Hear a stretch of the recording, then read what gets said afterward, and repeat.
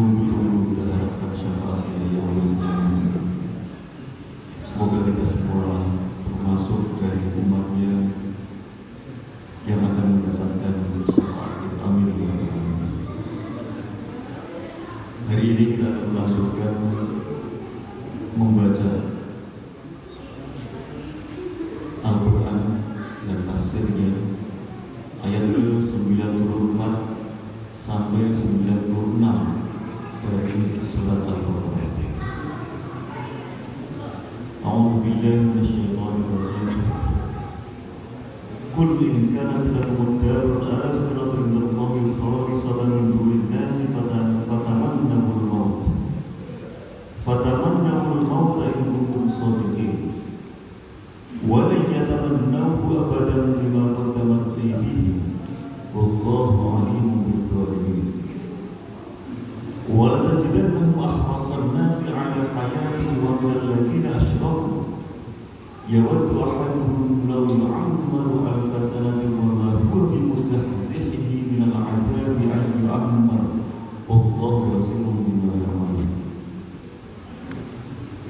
Ayat ini masih bercerita tentang dialog antara Rasulullah Sallallahu Alaihi Wasallam dengan orang-orang Yahudi yang hidup di zamannya Rasulullah Sallallahu Alaihi Wasallam.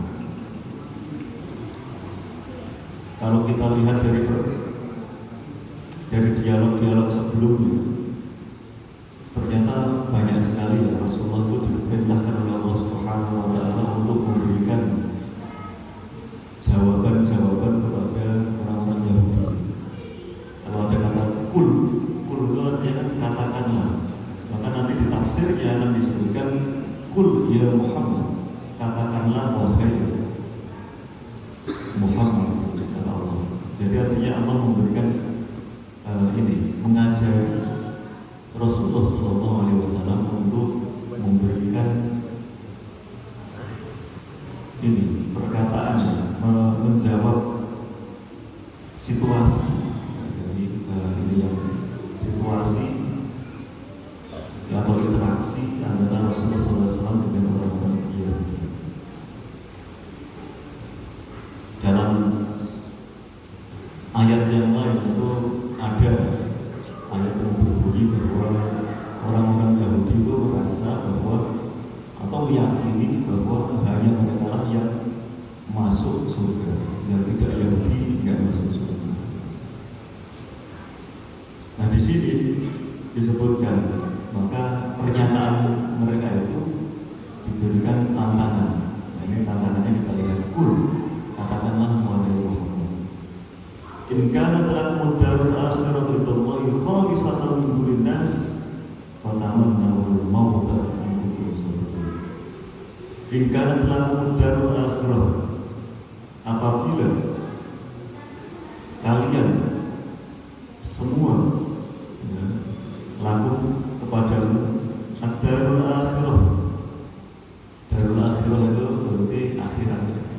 Tapi yang dimaksud di situ adalah kenikmatan di hari akhirat, berarti kenikmatan surga. Ad-darul akhirah indallahi, mendapat kenikmatan dari Allah, khalisatan min dunin nas. Khalis itu artinya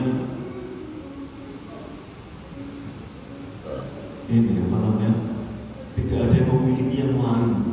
Khalisatan murni hanya milikmu, seolah-olah min dunin nas, orang-orang yang lain tidak, semuanya tidak mendapatkan surga.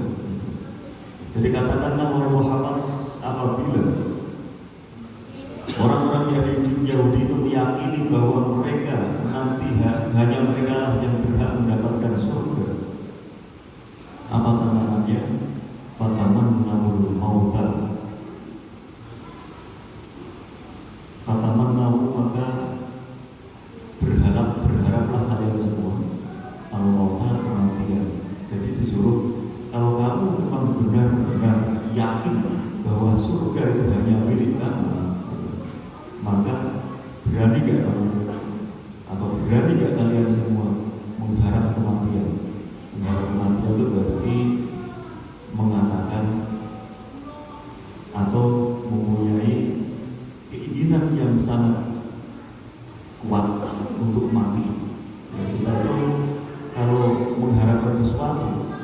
berarti kan kita memang serius menginginkan itu.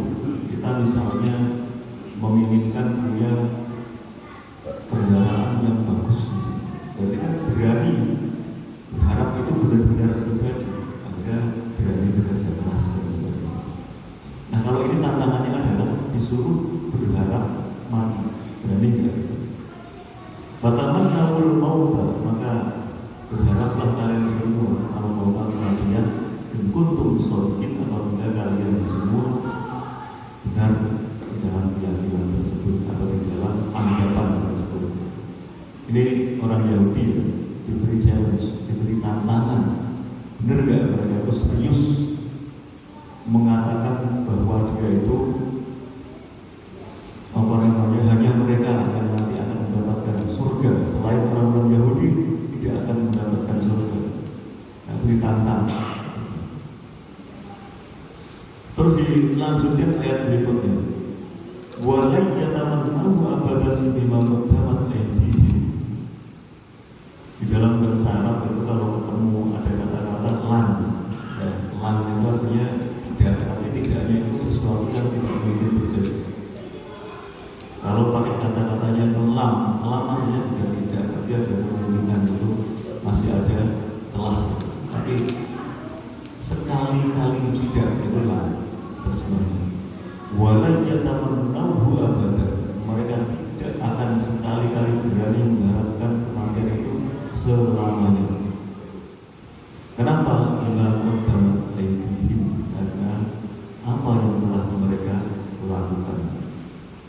Jadi karena mereka itu melakukan, maksudnya di sini itu maksiat-maksiat yang telah mereka lakukan itu sudah saking banyaknya, maka mereka itu tidak akan berani mengharap kematian, karena kalau dia mati berarti akan dekat dengan siksaannya. Wallahu alimun bidzalimin, dan Allah itu Maha tahu terhadap orang-orang yang zalim.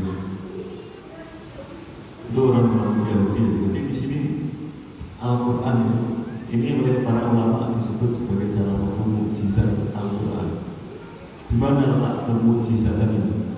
Itu adalah bahwa Al-Quran mengungkap isi hati dari orang-orang Yahudi. Kalau kita melihat sebagai manusia biasa, kan tidak mungkin kita bisa mengetahui isi hati orang lain. Tapi ketika Al-Quran mengungkap walai yatamannahu abadan, berarti menunjukkan bahwa di dalam hati kecil mereka, di dalam lubuk hati yang paling dalam, orang-orang Yahudi itu pada dasarnya itu tidak akan berani kalau disuruh mengharap kematian. Artinya alias mereka sangat takut mati. Jadi itu sebetulnya kalau kita belajar ilmu strategi itu berarti ada kelemahan secara psikologis. Mereka berarti takut mati. Kenapa mereka takut mati? Ini kita lihat di ayat berikutnya. Wala tajidannahum ahrasan nasi ala hayatin wa minal ladzina asyraku. Wala tajidannahum, dan engkau akan menemukan mereka semua itu, orang-orang Yahudi itu, ahrasan nasi ala hayatin, orang yang paling ahrasa itu apa? Sangat memegang teguh, gak mau lepas, sangat menginginkan lagi. Ahrasa itu menginginkan, ahrasan nasi, orang yang paling menginginkan ala hayatin, terhadap hidup atau kehidupan. Dan di sini kalau kita lihat redaksi dari yang dituliskan atau yang di redaksi dari Allah SWT itu ala hayatin. Hayat itu sifatnya atau bentuknya itu nakirah. Nakirah itu sesuatu yang tidak dijelaskan secara umum. Nakirah artinya umum. Jadi orang-orang Yahudi itu adalah orang-orang yang sangat menginginkan kehidupan, dan kehidupannya itu tidak dijelaskan. Kehidupan yang seperti apa? Artinya serendah apapun tingkat kehidupan itu nggak masalah bagi orang-orang Yahudi. Yang penting itu hidup. Itu al-hayat yang bentuknya Kalau misalnya ada al, misalnya di situ al hayati misalnya, oh berarti ada kehidupan tertentu yang diharapkan. Tapi ini enggak. Ahrasan nasi ala hayatin, di antara sekian manusia sejagat itu kalah dengan orang-orang Yahudi dalam itu keinginannya dalam untuk hidup. Wa minal ladzina asyraku, bahkan orang-orang Yahudi itu dalam memegang, pokoknya sangat menginginkan kehidupan itu melebihi orang-orang musyrik.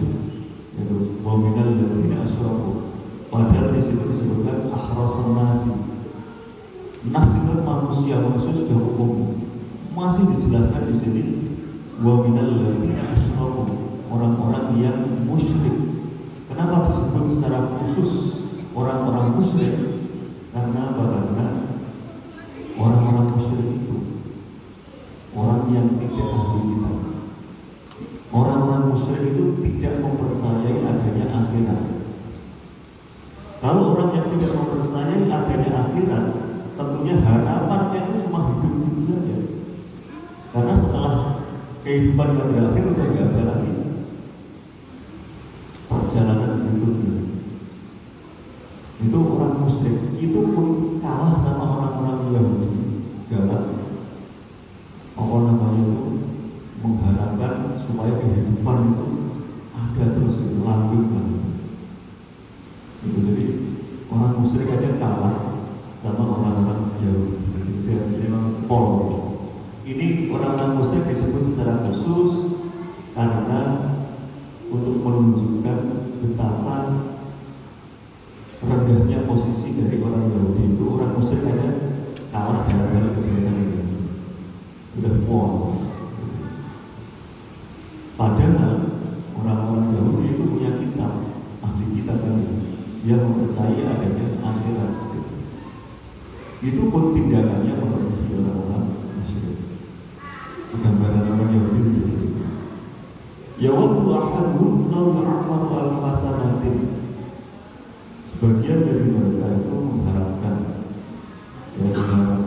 supaya diberikan kesempatan untuk hidup al-fasanatin selama 1000 tahun. Jadi saking inginnya, saking besarnya keinginannya dalam menjaga hidup itu, pokoknya pengen hidup terus itu, dia tuh menginginkan hidup 1000 tahun. Padahal orang itu kalau diberikan umur panjang, ya fisiknya kan lemah. Kalau diberikan umur terlalu panjang itu bisa jadi tidak bagus juga. Kalau diberi umur panjang terus sehat ya alhamdulillah. Orang kalau diberi umur panjang belum tentu dia bisa menjaga fisiknya panjang itu tidak.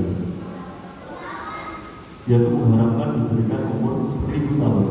Tapi wa ma huwa bi musahsihi min al-'adzabi ayu amr. Seandainya pun mereka diberikan umur 1000 tahun seperti yang mereka harapkan, itu tidak akan menyelamatkan mereka dari siksaan. Wa ma huwa bi musahsihi, menyelamatkan min al-'adzabi, dari siksaan ayu amr, seandainya mereka diberikan umur yang panjang. Wallahu basirun bima ta'malun. Allah Subhanahu wa taala itu Maha melihat bima ya'malun, atas apa yang mereka lakukan. Jadi di sini kita bisa melihat ya, bahwa Rasulullah SAW itu menghadapi orang-orang Yahudi yang hidup sejaman dengan beliau. Dan itu terjadi dialog. Jadi kita kalau berdakwah itu ya tidak melihat siapa, biasa makhluk yang bernama manusia ada di dunia ini. Ya kita, kalau kita mengetahui tentang ajaran agama kita juga berkewajiban untuk menyampaikan. Jadi Rasulullah itu berdakwah ya kepada siapa pun, termasuk kepada orang-orang Yahudi. Dan rekaman dialog antara Rasulullah SAW dengan orang-orang Yahudi berarti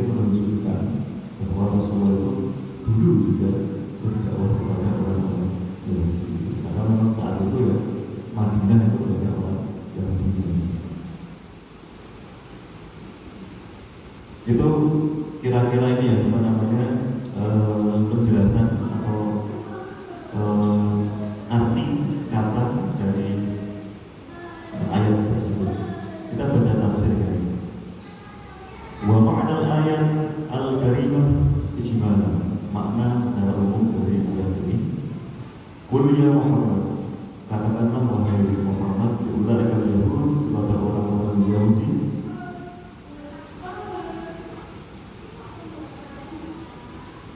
apabila mereka mempunyai keyakinan bahwa hanya mereka yang masuk ke dalam surga,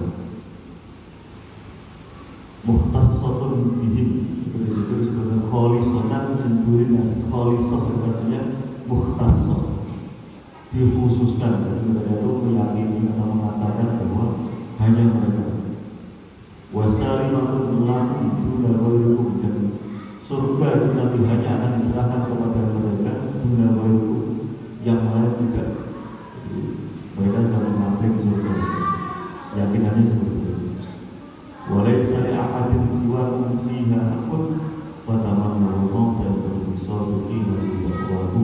Kalau kalian meyakini itu, maka tunjukkan keyakinan itu dengan berani kalian mengharapkan kematian. Bermusabbiqin wa, untuk membuktikan bahwa kalian itu benar di dalam apa? Dakwakum itu yakinan, anggapan mereka itu. Lianna man ayqana annahu minal jannah istaqa ilaiha. Karena kalau orang itu benar-benar mengharapkan dia akan masuk surga, ya kan? Istaqa ilaiha, maka dia akan merindukan surga itu. Kalau orang itu benar-benar rindu, berarti dia akan menempuh jalannya untuk sampai kepada apa yang diharapkan. Nah, kebetulan ini surga atau akhirat ini tidak mungkin dicapai kecuali dengan kematian. Nah, kalau dia memang serius mengharapkan surga, berarti tidak takut kematian. Kalau dia takut kematian, berarti kata-katanya yang mengatakan bahwa dia mengharapkan atau akan mendapatkan surga itu tidak bisa dibuktikan. Jadi mematahkan argumen dari orang-orang Yahudi, tapi sekaligus juga ini apa namanya ya, kita diberikan bocoran oleh Allah Subhanahu wa Ta'ala bahwa orang-orang Yahudi itu ternyata takut dengan kematian. Dan ini bisa disumma akhbarallah anna hadha tamanni la yahsula minhu. Lalu Allah Subhanahu wa Ta'ala mengkabarkan, menginformasikan anna hadha tamanni, tantangan itu lan yahsula minhu, tidak akan mungkin mereka lakukan. Ya. Jadi di dalam tafsir ini dijelaskan bahwa fatamannahul mauta itu orang-orang Yahudi itu diminta untuk mengatakan, bukan sekedar mengharapkan, itu tidak dimunculkan ya. Karena ini kan harus ada interaksi. Maka maksud dari fatamannahul mauta, hendaklah kalian mengharapkan kematian, itu dimunculkan dari kata-katanya. Mereka harus berani mengatakan, saya siap mati, saya sangat menginginkan mati. Harus dimunculkan seperti itu. Berani nggak dia ngomong seperti itu? Dan ternyata orang-orang Yahudi tidak berani. Kalau dia berani mengatakan itu, maka dia akan diberikan kematian berat. Tsumma akhbarallahu anna hadha tamanna suratul wa la yatamannahu abadan. Dan mereka tidak akan sekali-kali mengharapkan atau mengatakan berharap mati itu. Bima qaddama aydihim, ay bisa bagi ma irtakabuhu min kufrin wa maksiyah. Kenapa mereka tidak berani? Karena sebetulnya di dalam hati kecil mereka, di dalam lubuk hati yang paling dalam mereka itu sudah mengakui adanya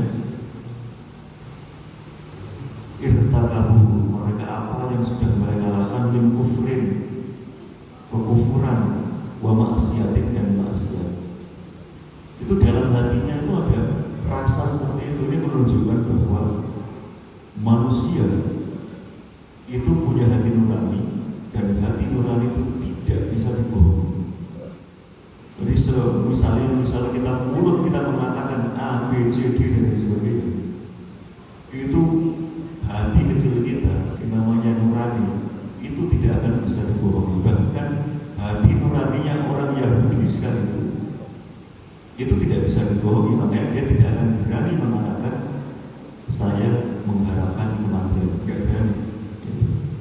Karena ternyata mereka itu tidak berani melakukan itu karena bima qaddamat aydihim itu tadi. Qaddamat itu sesuatu yang dilakukan, aydihim kedua tangannya, itu kiasan saja, kiasan dari segala sesuatu yang telah dilakukan, yaitu berupa kekufuran dan berupa kemaksiatan. Summa akhbara Quran bi anna khirsahu al hayati la nadhir lahu wa la mathila lahu. Lalu Al-Quran mengkabarkan bahwa kecintaan orang-orang Yahudi terhadap hidup itu la nadhir lahu, tidak ada bandingnya, wa la mathila, dan tidak ada yang ini mathila itu artinya menyerupai. Dia itu nomor satu dalam hal mencintai hidup. Jadi tidak ada orang yang lebih mencintai kehidupan melebihi orang-orang Yahudi. Kalau kita terlalu mencintai kehidupan, yaitu tidak terlalu positif, tidak positif. Karena kehidupan itu sebetulnya ya kita kalau diberi hidup, kita gunakan kehidupan itu dengan baik. Kalau kita sudah diberikan waktu untuk meninggalkan kehidupan ini, ya sudah. Artinya terlalu mencintai kehidupan itu gak bagus. Karena baik sifatnya orang-orang Yahudi, dia terlalu mencintai kehidupan. Kalau kita sering mungkin ya mendengar hadis Rasulullah SAW bahwa umat Islam di akhir zaman itu dijangkiti penyakit namanya wahan. Ya. Terus ditafsirkan, dijelaskan lebih lanjut oleh Rasulullah. Ketika sahabat itu bertanya, apa itu penyakit wahan wahai Rasulullah? Hubbud dunya wa karahiyatul maut, mencintai dunia. Dunia itu artinya sesuatu sifatnya materi, terlalu mencintai materi, wa karahiyatul maut, dan benci terhadap atau takut terhadap kematian. Kalau kita punya dua sifat itu di dalam diri kita, itu kita punya penyakit wahan. Wahan itu secara letternya artinya kelemahan. Berarti lemah. Kejiwaan kita pasti lemah. Kalau kita ada cinta materi, takut mati, pasti lemah. Karena kita ini mau melakukan sesuatu, mau sedekah misalnya, kita nggak bisa karena kita harus menahan materi itu, nggak boleh lepas dari tangan kita. Kita mau melakukan sesuatu takut karena kita takut berisiko. Akhirnya kita tuh menjadi pribadi yang lemah. Nah ini ini gambaran makhluk hidup yang namanya manusia yang mempunyai sifat itu dalam titik puncak, yaitu orang-orang Yahudi, karena kecintaannya terhadap kehidupan la nadhira lahu wa la mathila, tidak ada bandingnya. Nomor satu lah. Nomor satu kalau dalam hal kebaikan kan bagus. Ini nomor satu dalam hal yang sebaliknya. Jadi ini paling jelek gitu. Wa minal ladzina asyraku ay ahrasu 'alaiha aidan minal ladzina asyraku. Jadi bahkan orang-orang musyrik saja itu kalah sama orang-orang Yahudi dalam hal mencintai kehidupan. Padahal orang-orang musyrik itu tidak mempunyai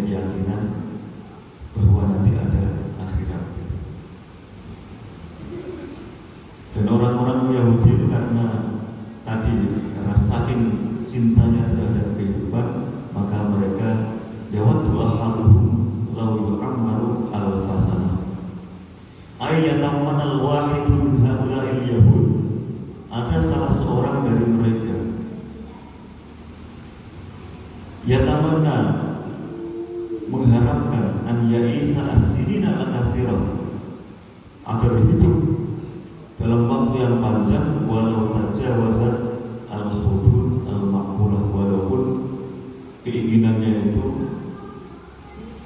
tidak selaras dengan logika. Manusia masuk hidup 1000 tahun, ya kan? Nabi yang paling yang cukup ya dalam sejarah kita dengar umurnya panjang kan Nabi Nuh. Nabi Nuh itu umurnya berapa? Dia berdakwah itu 900 tahun. Umurnya kalau nggak salah 950 tahun atau berapa. Dan beliau berdakwah itu selama 900 tahun. Kalau ini kan orang-orang yang hidup sudah sejaman dengan Nabi Muhammad. Orang-orang yang hidup di ini yang umatnya Nabi Muhammad itu umurnya antara 60 sampai 70. Dan sedikit yang melewati 60 sampai 70 itu sabdanya Rasulullah itu. Kadang-kadang tidak mayoritas umatnya Nabi Muhammad itu ya ini 60 sampai 70. Kata umatnya Rasul itu tidak jauh dari Rasulnya itu. Dan Nabi Muhammad wafat di umur 63 tahun. Berarti umatnya kita kalau sudah 63, apalagi sudah 70, itu sudah dapat bonus. Jadi ini, dan ini salah satu dari orang Yahudi itu berharap bahwa dia itu bisa hidup 1000 tahun. Walaupun misalnya mereka panjangkan umurnya sampai 1000 tahun, itu pun tidak akan menyelamatkan mereka dari kematian. Maka ada orang bertanya begini, kita ini hidup misalnya umurnya 63 tahun, kalau masuk neraka atau surga, kenapa selamanya? Kenapa enggak? Kalau dia misalnya balik itu umur 15 tahun, terus dia ketika mati umur 60 tahun misalnya, berarti kan 45 tahun yang harusnya dihisab. Tapi kenapa akhirat itu selamanya? Kalau dia kafir, masuk neraka selamanya. Kalau dia mukmin, terus akhirnya masuk surga selamanya. Dan dia cuma beramal paling banter, amal yang dia lakukan itu kan sepertiga dari hidupnya. Ya kan, kita hari 24 jam kita pakai tidur, kita pakai ini itu, yang kita pakai ibadah kan sedikit. Tapi kenapa kalau kita masuk surga itu kok bisa selamanya? Maka jawabannya adalah kenapa selamanya? Kalau seandainya dia diberikan waktu lebih panjang dari itu, dia insya Allah akan seperti itu juga. Misalnya nih, orang yang umurnya 63 tahun, biasanya kan istiqomah. Kalaupun dia dikasih umur 1000 tahun, hidupnya akan seperti itu. Dan sebaliknya orang-orang kafir juga seperti itu. Seandainya dikasih umur 1000 tahun sekalipun, hidupnya juga akan seperti itu. Makanya balasan di surga dan neraka itu nanti akan selamanya. Ini sebetulnya satu dorongan bagi kita. Kita itu hanya beramal sekian tahun, dapat rewardnya, dapat pahalanya, dapat surganya, itu selamanya, tidak ada akhirnya. Harusnya kalau kita melogika, kalau dapat surga selamanya, itu untungnya berlipat ganda. Logikanya kalau untungnya berlipat ganda, harusnya kan semangat, ya kan? Ada amalan sunnah, ada amalan atau lebih yang wajib. Itu harusnya kita harus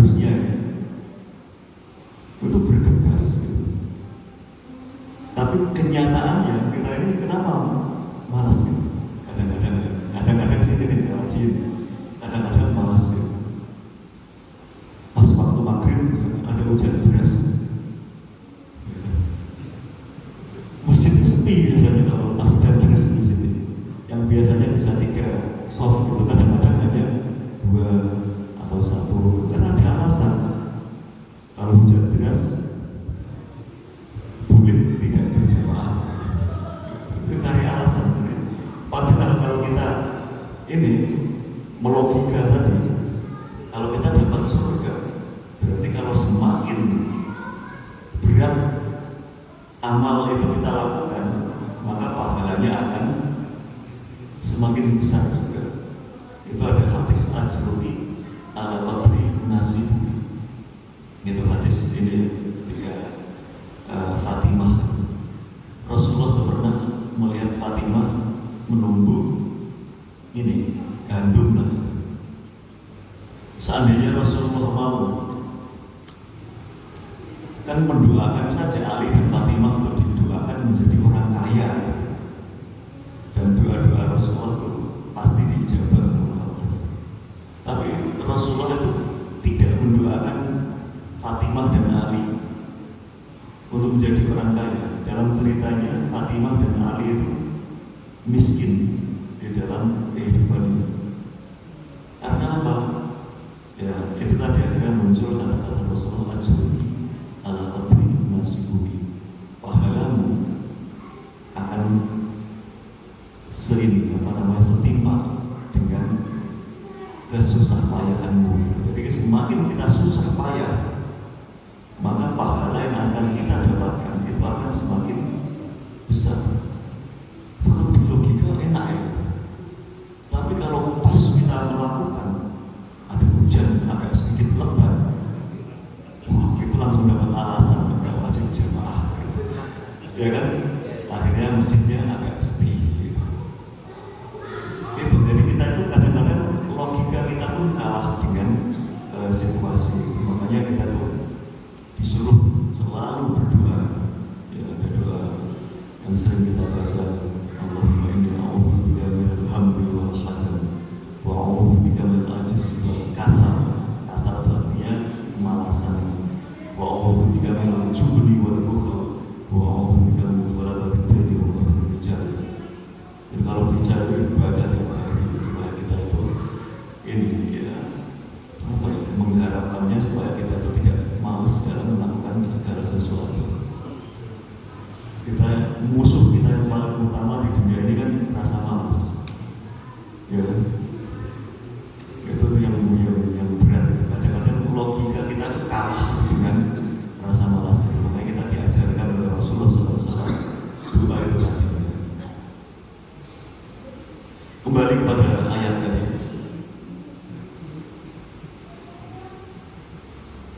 Qala al-Imam Ibnu Jarir membahas khalisatan tadi. Khalasat li fulan mana sara li wahdi wa sofa li khalisatan. Ini disebutkan oleh Imam Ibnu Jarir bahwa kata-kata khalasat itu bermakna sara li wahdi khalisatan min nas. Tadi orang-orang Yahudi meyakini bahwa surga itu hanya untuk mereka. Soro li wahdi itu bahasa terjemahannya, menjadi milikku satu-satunya, yang lain enggak dapat sama sekali. Itu wasofa li, murni untukku gitu. Itu makna dari khalisatan min dunin nas.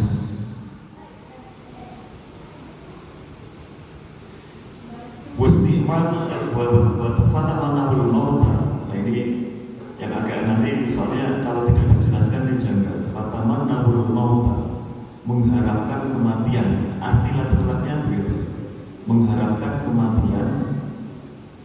Yang dimaksud di sini ayat uzkuru bi alsinatikum lafdhon. Bacalah lafdhon yadullu ala annakum tuhibbuna al-mauta wa tadkhuluna fihi. Di sini ditafsirkan bahwa tamannawul mauta, Tamanna itu kan mengharapkan. Kalau diberikan tantangan, disuruh mengharapkan, itu nggak kelihatan. Maka ditafsiri di sini adalah ayat uzkuru bi alsinatikum, uzkuru ucapkanlah bi alsinatikum dengan lisanmu, lafzon kata-kata ya dulu yang menunjukkan ala annakum tuhibbunal mauta, kata-kata yang menunjukkan bahwa kalian mencintai kematian. Watarabuna fihi, tuhibbuna itu artinya cinta, watarabuna itu juga artinya ini cinta juga atau senang, cinta dan senang terhadap kematian. Cinta dan senang terhadap kematian artinya kita siap untuk mati. Orang yang siap mati itu berarti dia punya keyakinan bahwa kehidupannya ini kalau dia dimatikan di hari itu dia ya yakin husnul khotimah. Maka kecintaan terhadap kematian yaitu hal yang baik, tapi jangan ini apa istilahnya itu mendekatkan diri, mau benar-benar usaha supaya mati itu enggak gitu. Kita tetap mempertahankan hidup, tapi kita tidak takut terhadap kematian. Kalau takut terhadap kematian nanti seperti orang-orang Yahudi. Dan itu secara psikologis, kalau kita itu berani, kalau seandainya Allah mau matikan saya besok, itu kita nggak siap. Makanya salah satu ini apa namanya ya, salah satu cara untuk menghadirkan kekhusyuan dalam sholat itu diajarkan bahwa kita menghadirkan situasi seolah-olah sholat yang kita lakukan ini adalah sholat yang terakhir. Itu nanti kita akan bisa menghadirkan kekhusyuan. Jadi ketika kita sudah menghadap ke kiblat, ya kan, sebelum takbir itu kita sudah menghadirkan satu rasa bahwa ini sholat terakhir saya. Itu nanti akan khusyuk sholatnya. Itu salah satu dari cara menghadirkan kekhusyuan dalam sholat. Khusyuk itu gak langsung hadir, itu harus dilatih dan ada cara-caranya gitu, supaya kita ini menghadirkan rasa khusyuk itu di dalam sholat. Kalau nggak dilatih susah sekali. Sholat itu walaupun hanya 5 menit, 7 menit, untuk bisa konsentrasi tinggi, apa namanya, itu tadi khusyuk namanya. Khusyuk itu terjemahnya adalah sukunul qalb, hatinya itu tenang. Dan juga khudu, kalau khudu itu sukunul jawari, anggota badan kita itu tenang juga. Jadi kalau kita sholat, usahakan kalau tidak terpaksa jangan gerak, supaya kita itu menjaga khusyuk dan khudu. Walaupun secara fikih gerakan itu kalau tidak banyak itu tidak membatalkan sholat. Tapi kalau misalnya itu tidak urgen, misalnya gagal tapi masih bisa ditahan aja gitu. Tapi kalau mengganggu kekhusyuan ya udah ini apa namanya ini, tapi ya seperlunya saja. Itu seperti itu ya. Pertama namul mauta itu tadi menghadirkan kekhusyuan dalam sholat. Ini kalau kita yakin atau menghadirkan rasa bahwa ini sholat saya terakhir, ini kesempatan saya terakhir dalam melakukan kebaikan, maksudnya kita sia-sia. Logikanya seperti itu. Dan masih banyak cara-cara lain untuk menghadirkan khusyuan dalam sholat. Dan nilai dari sholat kita itu ya dari bobotnya sholat kita itu ya dari kekhusyuan itu. Pertama nawal mauta in kuntum shodiqin. Jadi itu, dan ternyata orang-orang Yahudi itu tidak berhasil, tidak berani mengharapkan atau mengatakan, tidak berani mengatakan saya cinta kematian, saya ingin kematian